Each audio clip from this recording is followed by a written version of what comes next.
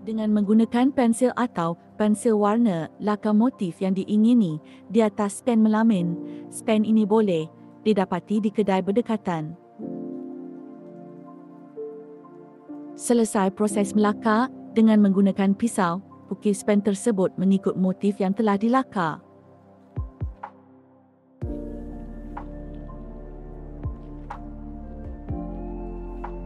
Sila berhati-hati ketika menggunakan pisau. Proses penyediaan kain sebelum memulakan proses melilin membenarkan kawasan yang diliputi lilin mempunyai warna.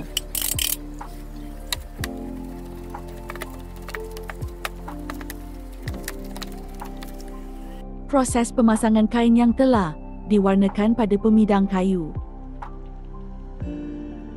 Proses menegangkan kain adalah penting bagi memudahkan proses membuat batik. Panaskan lilin sehingga cair dan kemudian padamkan pemanas bagi mengelakkan lilin menjadi terlalu panas. Pastikan anda memakai sarung tangan terlebih dahulu bagi mengelakkan kecederaan seperti terkena lilin panas.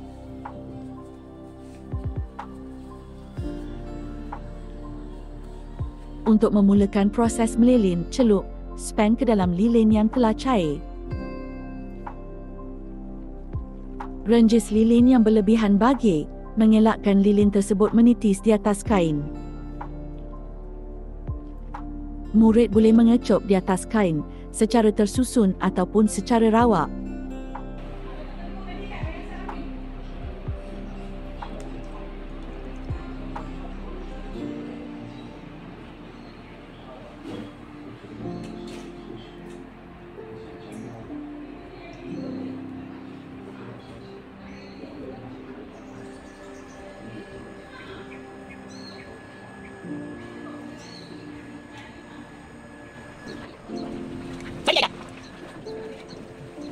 Murid juga boleh menggunakan pen berlainan, bentuk yang sedia ada dijual di kedai runcit.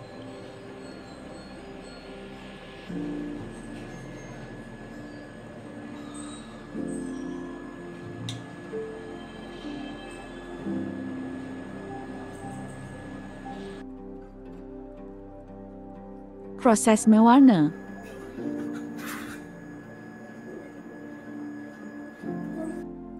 Proses mewarna haruslah dilakukan dengan pantas bagi mengelakkan warna tersebut menjadi tidak sekata. Setelah kering, murid boleh mengulang semula proses melilin bagi mendapat lapisan yang berbeza warna. Selepas itu, warnakan semula kain tersebut dengan warna yang lebih pekat atau gelap. Setelah selesai proses mewarna dan melilin, biarkan kain tersebut kering dengan sendiri ataupun diletakkan di bawah kipas. Bagi mematikan pewarna batik, kain haruslah disapukan dengan sodium silikat. Setelah menyapukan keseluruh bahagian, sodium silikat dibiarkan kering selama 1 jam atau lebih.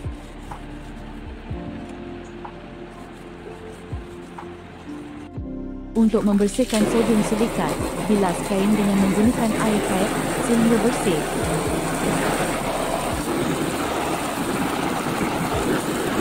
Langkah terakhir, didihkan air untuk menanggalkan lilin dari kain.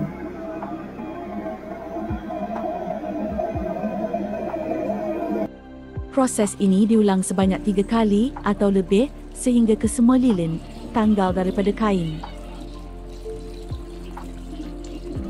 Kemudian jemur kain di tempat yang redup sehingga kering.